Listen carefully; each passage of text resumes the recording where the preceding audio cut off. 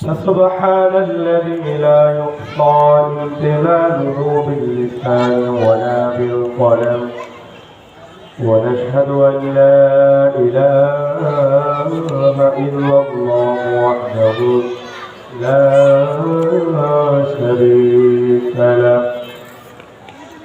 ونشهد أن سيدنا وحبيبنا وطبيبنا ومولانا محمدا عبده ورسوله أرسله بالحق بشيرا ونذيرا وداعيا إلى الله بإذنه وسراجا وقمرا منيرا أما بعد فقد قال الله تبارك وتعالى في كلامه المجيد والفرقان الحميد أعوذ بالله من الشيطان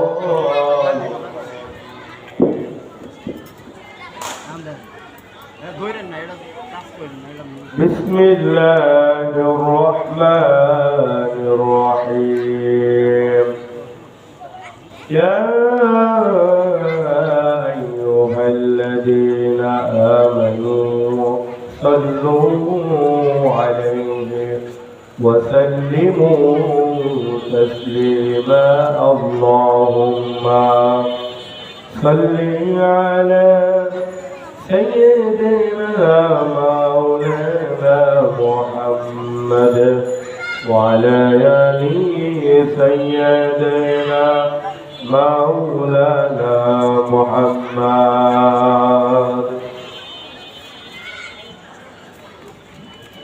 সম্মানিত উপস্থিতি মুআজ্জাজ মুকাররম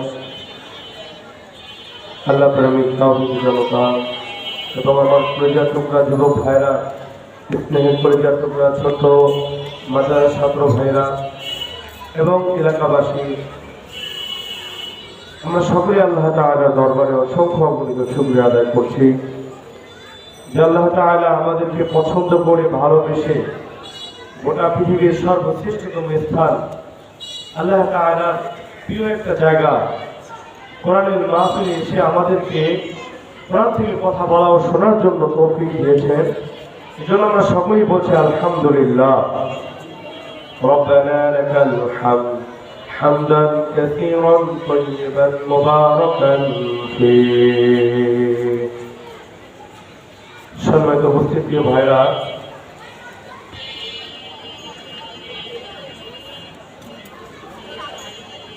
কিশোর সমাজ তাফসীর পরিষদ ছাত্র কাফেলার উদ্যোগে তাফসীর কোরআন মাহফিল জামগড়া মোল্লাবাড়ি মসজিদ মাদ্রাসা মাঠ প্রাঙ্গণ।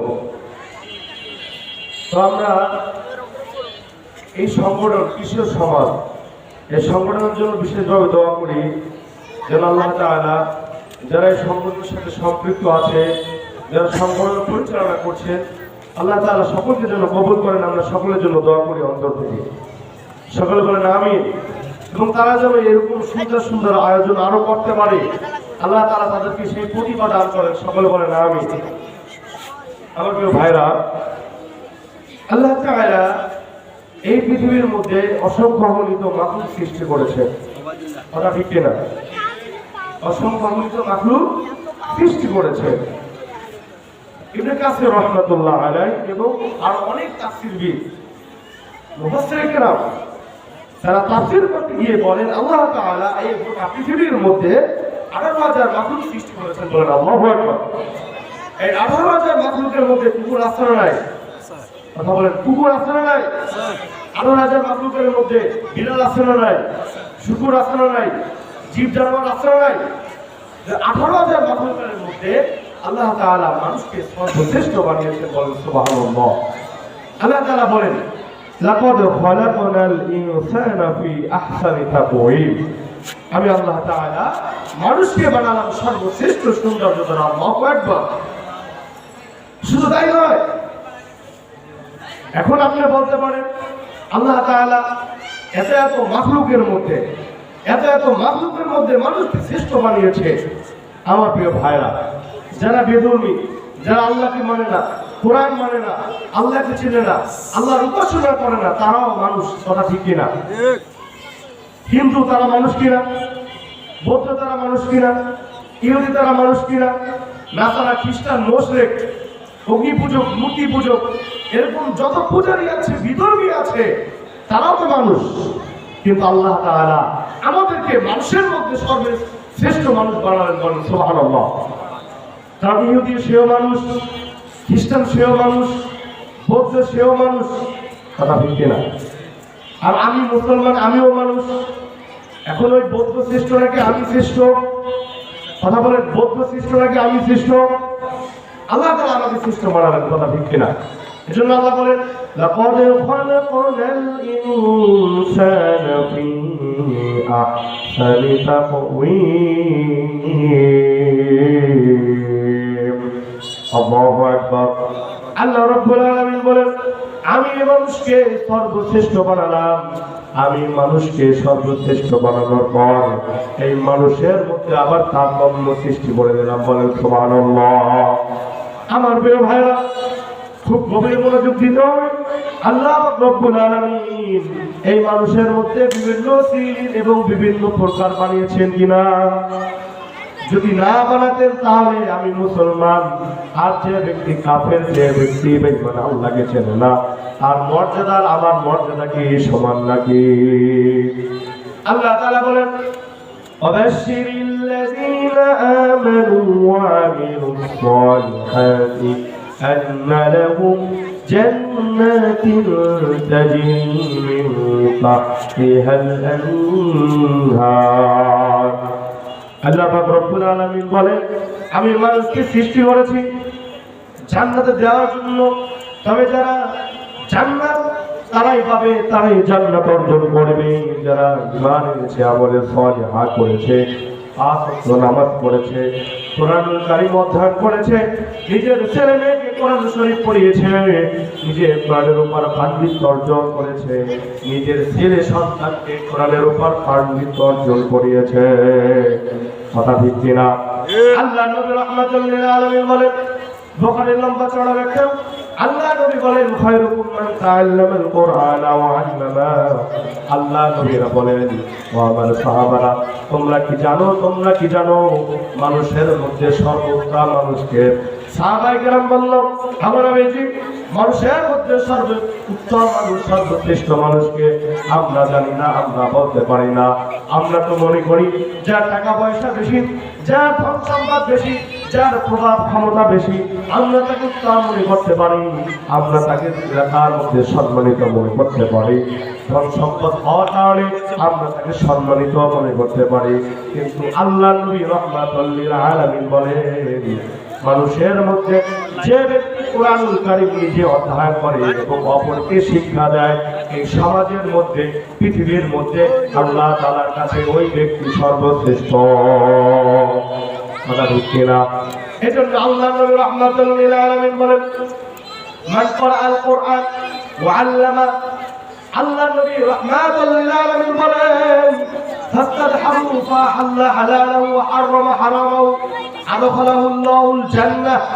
আল্লাহ নবী রাহমাতুল লিল আলামিন বলেন লম্বা চওড়া হাদিস, যে ব্যক্তি নিজে কোরআন পাঠ করে এবং কোরআন হালালকে হারাম মানে, হারামকে হারাম বলে, কোরআনের বিধান অনুযায়ী নিজের সামাজিক জীবন, রাজনৈতিক জীবন, অর্থনৈতিক জীবন, সাংস্কৃতিক জীবন, ব্যক্তিগত জীবন, পারিবারিক জীবন, প্রত্যেকটা ক্ষেত্রে যারা কোরআন অনুসরণ করে, কোরআন মানে কোরআন তেলাওয়াত করে, আল্লাহ তাআলা বলেন আমি আল্লাহ তাআলা তাদের জন্য জাহান্নামের আগুন হারাম করে দিয়েছি। সুবহানাল্লাহ বলবেন না? এবং আমি আল্লাহ তাদের জন্য জান্নাত নামক মহান নিয়ামত ওয়াজিব করে দিয়েছি। তাহলে কোরআন পড়ার ফজিলত আসলে নাই। এখানে শুধু শেষ নয়, আল্লাহ নবী রাহমাতুল লিল আলামিন বলেন যারা কোরআন পড়ে তাদের তো মর্যাদা আসলে নাই। কথা বলেন আসলে নাই? আল্লাহ নবী বলেন যারা কোরআন পাঠ করে কিয়ামতের ময়দানে আল্লাহ তাআলা তাদেরকে এত মর্যাদা দিবেন ফেরেশতাদের সাথে তারা কাল কিয়ামতের ময়দানে একই আসনে উপবিষ্ট হবে। কথা ঠিক কিনা? আল্লাহ নবী রাহমাতুল লিল আলামিন আরো বলেন এটা হলো যারা কোরআন পাঠ করবে তার মর্যাদা। এখন আসেন আমার প্রিয় ভাইরা, আল্লাহ নবী বলেন শুধু এখানে শেষ নয়, যারা কোরআন পাঠ করবে আমি আল্লাহ তাআলা তার মা বাবাকে কাল কিয়ামতের ময়দানে নূরের টুপি পরিধান করাবো। সুবহানাল্লাহ। আল্লাহ নবী বলছেন যে ব্যক্তি কোরআন পাঠ করবে, কোরআনের হাফেজ হবে, কাল কিয়ামতের ময়দানে ওই ব্যক্তির এমন ক্ষমতা হবে আল্লাহ তাআলা ওই ব্যক্তিকে এমন পাওয়ার দান করবে, ওই ব্যক্তির সুপারিশে আল্লাহ তাআলা যাদের জন্য জাহান্নাম নির্ধারণ হয়ে গেছে, ওয়াজিব হয়ে গেছে, তাদেরকে আল্লাহ তাআলা ওই হাফেজ সাহেবের ওই যে ব্যক্তি কোরআন পাঠ করেছে, হাফেজ হয়েছে, তার সুপারিশের কারণে যাদের উপর জাহান্নাম ওয়াজিব হয়ে গেছে, আল্লাহ তাআলা সুপারিশের কারণে তাদেরকে জাহান্নাম থেকে মুক্তি দান করে জান্নাতের মালিক বানায় দিবে। সুবহানাল্লাহ রাস্তে বলে। তাহলে যারা কোরআন পাঠ করে তাদের ফজিলত আছে না নাই? আর যারা কোরআন পাঠ করে তার মা বাবা আত্মীয় স্বজনের ফজিলত আছে না নাই? তাহলে আমাদের বাচ্চাদেরকে কোরআন শেখানো দরকার আছে না নাই? আছে না নাই? কথা বলেন আছে না নাই? এজন্য আমি আপনাদেরকে একটা ছোট্ট করে মেসেজ দান করব, একটা মেসেজ দেব। সেটা হচ্ছে আমাদের এখানে একটা সুন্দর একটা মাদ্রাসা, আমাদের সকলের প্রিয় মুফতি রাশেদ ভাই এই মাদ্রাসা পরিচালনা করে। আপনাদের বাচ্চাদেরকে এই মাদ্রাসায় পড়াবেন। আবাসিক সিস্টেম আছে, অনাবাসিক সিস্টেম আছে এবং অত্যন্ত সুদক্ষ কারিগর দ্বারা, উত্তম শিক্ষক দ্বারা, যোগ্য কারিগর দ্বারা এই মাদ্রাসায় প্রশিক্ষণ দেওয়া হয়।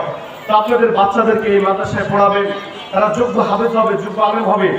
আমরা ইনশাআল্লাহ এই প্রত্যাশা রাখতে পারি এই মাদ্রাসায় যদি আপনি আপনার সন্তানকে পড়ানোর জন্য একটু সুযোগ দান করেন, ইনশাআল্লাহ আপনার ছেলে মানুষের মতন মানুষ হবে। কথা বলেন ঠিক কিনা?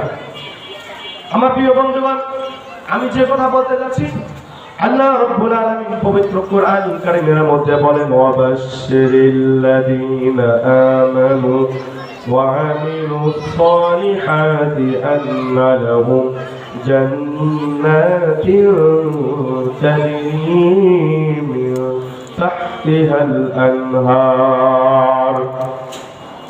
আল্লাহ তাআলা বলেন যারা ঈমান এনেছে আমি আল্লাহ তাআলার উপর, ঈমান হলো আমি আল্লাহকে না দেখি ঈমান আনলো, ফেরেশতাদের উপর ঈমান আনলো, আমার সব অদৃশ্য বিষয়ের উপর ঈমান আনলো।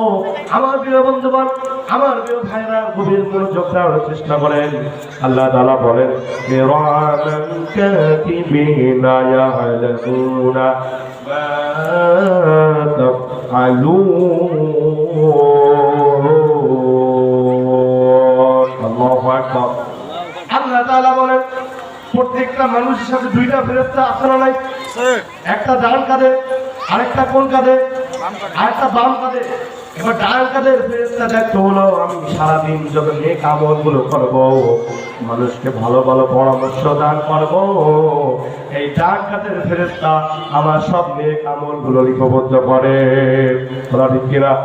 আর আমার বাম কাঁধের কাজ হলো, বাম কাঁধে যে ফেরেশতা রয়েছে তার দায়িত্ব হলো সারাদিন সে আমার যত অপকর্ম রয়েছে, আমার যত অন্যায় রয়েছে, আমার যত পাপাকাজ রয়েছে, সারাদিন সে লিপিবদ্ধ করে। জোরে জোরে বলেন কথা ঠিক কিনা?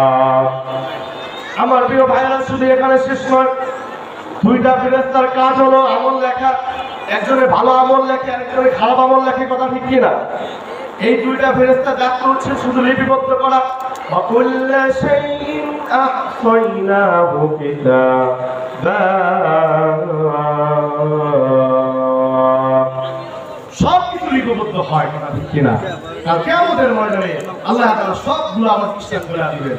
আমরা সারা জীবন কি পরিমাণ উল্টাপাল্টা করেছি, কি পরিমাণ আল্লাহ বিদ্বেষী কাজ করেছি। জোরে বলেন কথা ঠিক কিনা?